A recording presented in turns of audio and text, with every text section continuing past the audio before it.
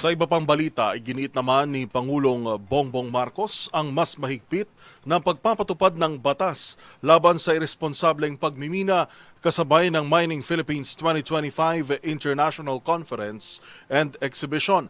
Ang pahayag ng Pangulo sa report ni Lef Narciso.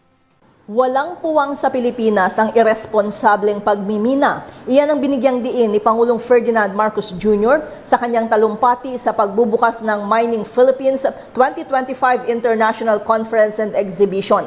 Ayon sa Pangulo, isinusulong ng administrasyon ang responsable, inklusibo at climate resilient na pagmimina sa bansa. Kaya naman kailangan anyang masiguro na ang bawat operasyon ay naaayon sa environmental commitments kabilang ang Paris Agreement at ang Philippine Energy Plan. Sabi ni Pangulong Marcos, mahigpit na ipatutupad ang mga batas laban sa mga gawaing sumisira sa kalikasan. Responsible mining has no place in our nation.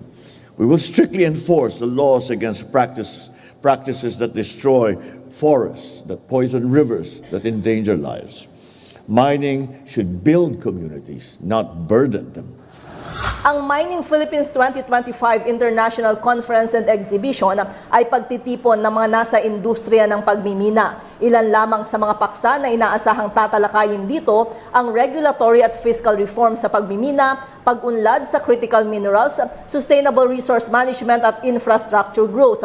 Tampok naman sa aktibidad ang pagbida sa mga teknolohiya, kagamitan, proseso para sa exploration, quarrying, mineral processing at iba pa.